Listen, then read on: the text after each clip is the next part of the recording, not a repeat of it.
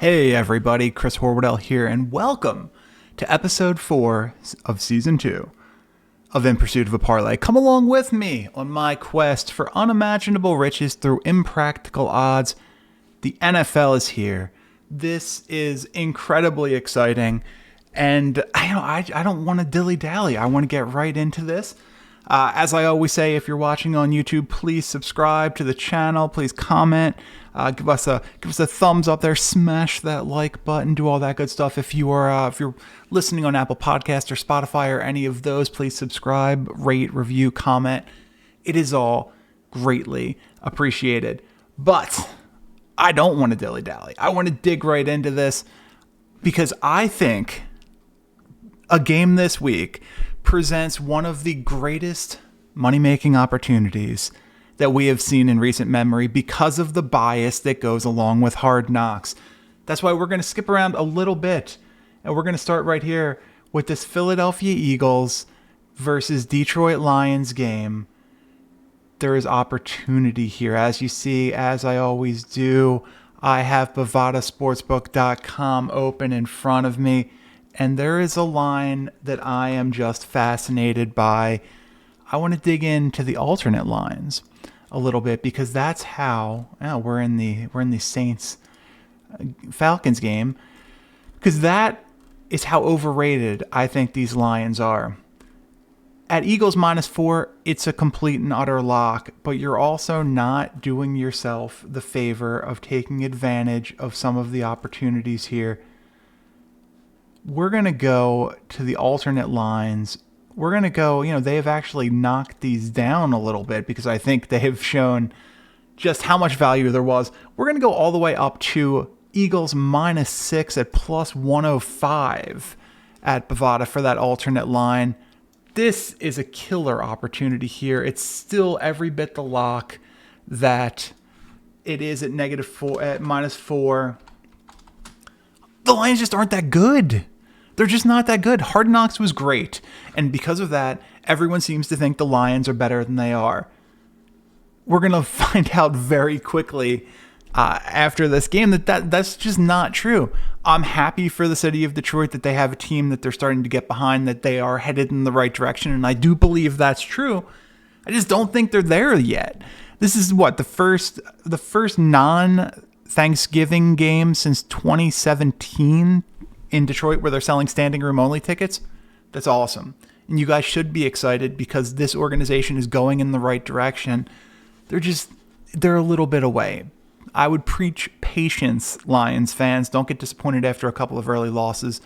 We're showing the Eagles are going to win this one about 65% outright. I believe that number is low. The Eagles, they had a great offseason. There's no two ways about it. They had A.J. Brown. They had James Bradbury. They had Chauncey Gardner-Johnson in a steal of a trade last week to solidify that safety position. Draft Jordan Davis. Draft Nakobe Dean. Draft your center of the future. There is a lot to like here. And it all is going to hinge on the development of Jalen Hurts, but I think you can trust that guy to at least become a competent quarterback in the NFL with the kind of character and work ethic he has. When it comes to the Lions, like I said, just a little overrated. Just a little overrated right now. This is going to be a fun team to watch in the future, especially when they get first-round pick Jameson Williams back. When he comes off the pup, probably early in the season, end of the first, beginning of the second quarter of the season would be my expectation. He's going to bring another piece to that offense that they don't have right now. He's going to stretch the field a little bit more efficiently than a DJ Chark or someone like that. But the Lions aren't there yet. That -6 is it's calling my name. I'm seeing the Eagles are going to cover this one about 62% of the time. That's at the -4. You got to go with your gut here.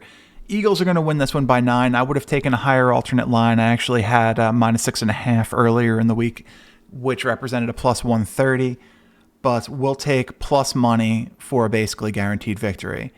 Absolutely, positively, nothing wrong with that. Let's go to this first game here on the schedule. The Baltimore Ravens head to New York to take on the New York Football Jets. We're showing the Ravens are going to win this one about 73% of the time. They're going to be without Gus Edwards this week. The Jets are going to be without Zach Wilson. But the problem is the Jets are also going to be without a number of other people. They lose Mekhi Becton in training camp, and they bring in Dwayne Brown on a 2-year, $20 million contract to replace him, only for Dwayne Brown to suffer a mysterious injury. We're not 100% sure where it came from. He's got a shoulder issue. Probably not going to play this week. If he does, you would imagine he's not going to be anywhere near 100%. And we're talking about a guy who was on the street 3 weeks ago. Not that there's anything wrong with Dwayne Brown. He's just gotten a little bit older and he's not quite the player he was. Either way, that left tackle position is going to be a giant question mark for this Jets team, who are already going to be playing backup quarterback Joe Flacco for the first 3 to 4 weeks. For Baltimore, this is, it's an interesting position because today is the deadline for that Lamar Jackson contract extension, and I don't know if it's better for the team in terms of this game that he gets it or doesn't. If he gets the contract, there's going to be a settling in, there's going to be a quiet confidence, but Lamar is a fighter. And if he doesn't get that contract, then he's playing for the next one. He's going to be extra motivated. And that may actually mean a little bit more short-term success, though you're going to have to pay him a ton more money, either through the franchise tag and then a monster extension. Basically saying that Deshaun Watson got the deal he got. That's going to be the floor for the Lamar Jackson deal. Lamar's an MVP, and there are not off-the-field concerns when it comes to him. We're showing that the Ravens are going to cover this one about 95% of the time, and I can't say that I disagree. We're going to take the Ravens -7 for -115 at Bovada, and that is going to take our parlay up 2 picks in, positive money already, plus 283. It's not going to be the plus 60,000s we've seen in the past, but this is going to be a good, safe parlay where there's going to be an opportunity to make a bunch of money. We're also going to tackle on some college football locks a little bit later on, just to bring it back up a little bit more. Let's move to our third game. Another one that on the surface doesn't seem all that competitive. The Indianapolis Colts heading to Houston to take on the Houston Texans. We're going to skip over this Browns-Panthers game because, boy, that could go really in any direction. We're showing the Colts are going to win this one about 72% of the time. The Colts, this is the beginning of the Matt Ryan era in Indy. This is the first grown-up, competent quarterback who you can trust his decision-making process they've had since Andrew Luck retired a handful of years ago. In addition to that, Shaq Leonard, now formerly Darius Leonard, has came out and said that this is the first time he's healthy since 2018. He's feeling good. And when you're talking about maybe the best linebacker in football, feeling good, that's something that, no pun intended, but the Texans should not be feeling good about. I do think this Texans team is a little bit better than people give them credit for. There are interesting pieces on the offense. Davis Mills is not a terrible quarterback. I hear a lot of Davis Mills slander. He is not a terrible quarterback. The guy put up adequate numbers thrust into a position that nobody expected him to be as a rookie, basically leading that team. Completed 66.8% of his passes for 2,664 yards, more touchdowns than interceptions. He had a good rookie season without a lot of talent around him. Now, he still has Brandon Cooks to work with. Nico Collins is still there. Unfortunately, Alabama rookie wide receiver John Mechie got hurt. Well, this is dealing with cancer. Far more serious than got hurt. Our thoughts with John Mechie. Also has Brevin Jordan and Philip Dorsett. Rookie running back from Florida, Dameon Pierce, is going to be the lead ball carrier going into the season, a guy I am very fond of. So there are pieces here. The defense has got some question marks, to say the least. No questions about it. The defense not going to be very good. But the offense is going to be at least interesting. They're going to keep this Texans team in games, but I think Indy's got something to prove here. We're showing Indy's going to cover this one about 66% of the time, and I got no issue with that.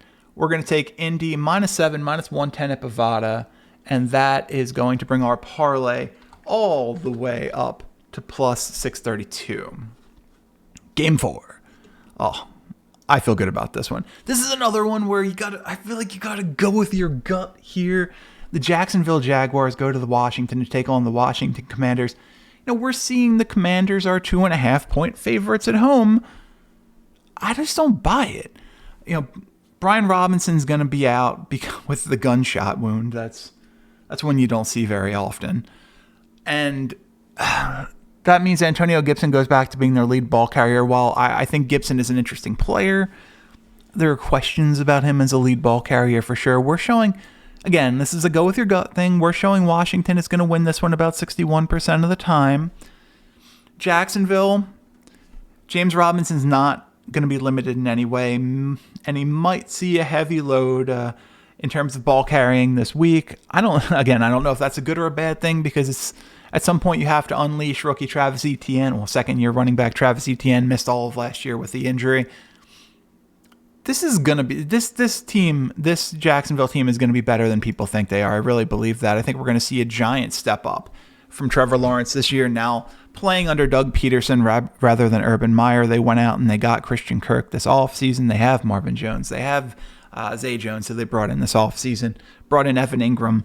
There's going to be options for Lawrence in Jacksonville for sure. I don't think they have that superstar yet, unless Etienne can turn into that at the running back position. But this is going to be a much better team than people expect them to be. I truly believe that. For Washington, it's the beginning of the Carson Wentz era, and I think Indianapolis fans know what that means. I think Philadelphia fans at the end of that tenure know what that means. Look, I've made a prediction that this team is actually going to turn to Sam Howell prior to the end of the season. I think the world of Sam Howell. I've watched Carson Wentz play. Unless this guy has humbled himself, has found a willingness to sort of accept his role rather than being the superstar. I don't know how long Carson Wentz is for this league, and it's a bizarre thing to say for a guy who probably would have won MVP a handful of years ago. But when you fall off, and the man fell off. So we are showing Jacksonville is going to cover the spread about 72% of the time, but I think we can do a lot better than that. I think Jacksonville is going to win this one absolutely outright. So we're going to take the Jags money line. That is 120 at Bovada, and that's going to take our parlay 4 picks in up to plus 1510. Heck yeah, plus 1510. Let's go to our fifth game, and that's going to be right here. The San Francisco 49ers head to Chicago to take on the Chicago Bears. Boy, oh boy, after that game last night, is that division open or what? The Bills absolutely manhandled the Rams, who I thought were almost certainly the class of that division. I know that the books have that division a little bit closer. Actually, I think it was probably the closest division in terms of the odds to win, with the Rams the slight favorite over the 49ers. Now I have to shift that. I have to think that the 49ers might be the slight favorite to win that division, and it is always risky to have big overreactions after the first game, especially when the Rams did lose to a team that is generally considered to be among the Super Bowl contenders in the NFL this season. But that defense did not look good. We are showing the 49ers are going to win this one outright about 65% of the time. For the 49ers, it's the beginning of the Trey Lance era. We're going to finally see if the right decision was made to bring in Lance when they had Garoppolo, and it's going to be fascinating to watch because there are certainly pieces on this offense with Debo and Ayuk and Kittle and all those guys. You've got Trent Williams at left tackle. This offense is going to go. We know the defense is real, so it is all up to Trey Lance this season. Chicago, we're going to kind of find out who they are this year a little bit more. Did not have a first-round pick. Interesting second-round picks adding to the secondary in terms of Washington cornerback Kyler Gordon and Penn State safety Jaquan Brister. They brought in the underrated Velus Jones Jr. in the third round. Not going to get a ton more out of that draft class. And much like the 49ers on the other side, this is going to come down to Justin Fields. But Justin Fields simply does not have the weapons that Trey Lance has. There is not a Debo Samuel on this team. There's not a Brandon Ayuk on this team. Darnell Mooney would be a third receiver in San Francisco and pretty far down from the others, I would say. Now, on the flip side of that, David Montgomery is better than any running back the 49ers have. And I really do think this is a team that should take a lesson from what Philadelphia did last year and try to assert yourself as a predominantly running team, which I think goes really well with how Montgomery runs, with Fields' ability to run the ball, and complement that by taking some shots down the field, either with Mooney or Jones or whomever. Philly took a month to figure that out. Let's see what happens to Chicago if they even figure that out.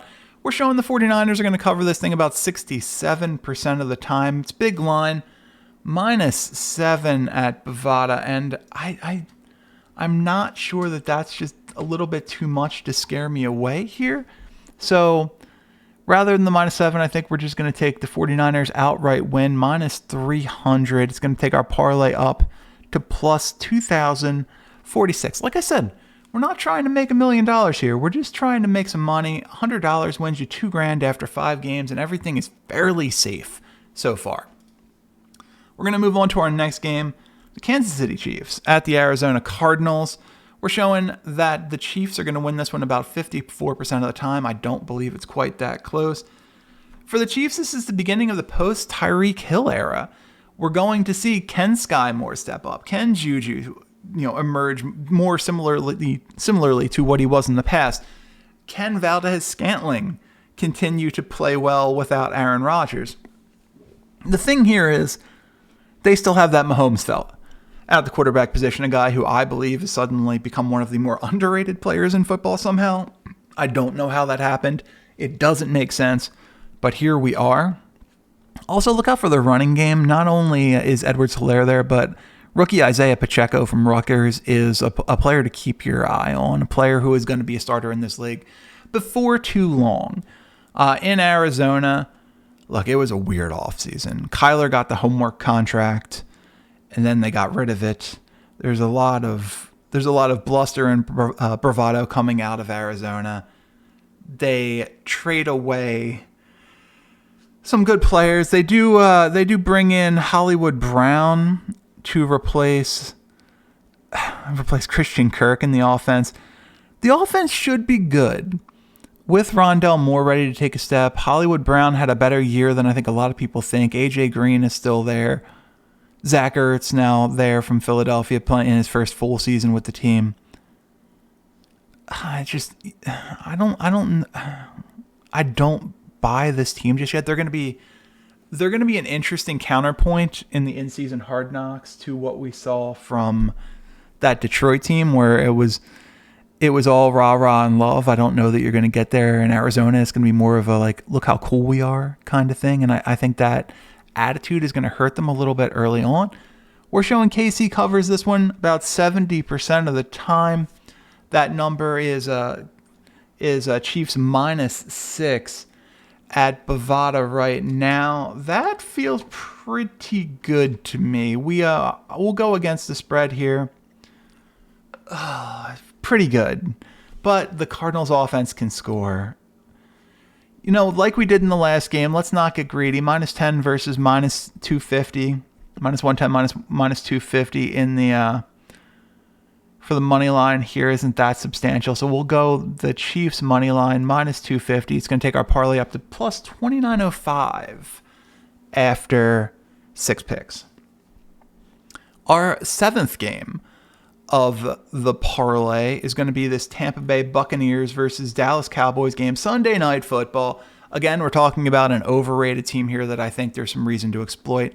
The Bucs are going to win this one about 62.5% of the time. Tampa Bay, Tom Brady retires, then he doesn't. He's back. I think he was on Masked Singer, by the way, training camp, just saying. Put that bet down right now. They bring in Julio Jones this past offseason. It's going to be difficult to stop this offense when they're going. Russell Gage was brought in as a free agent, a guy who they like very much. Cameron Brate's going to take over full-time for Rob Gronkowski at the tight end position. You've got Mike Evans. You've got Godwin. You've got Gage. You've got Julio. You've got Fournette, who is apparently in better shape than he was in OTAs. they're a machine. They're an absolute machine. There's no two ways about it. And on the flip side, this Dallas Cowboys team is a much bigger question mark. Dak is that ankle is not perfect. You've got James Washington on the pup. You've got questions about, Michael Gallup won't be ready for week 1. Will Zeke have a bounce back year? Is Tony Pollard finally ready to step up? This team is going to be CeeDee Lamb, Jalen Torbert, and Noah Brown, more likely than not, in the starting lineup.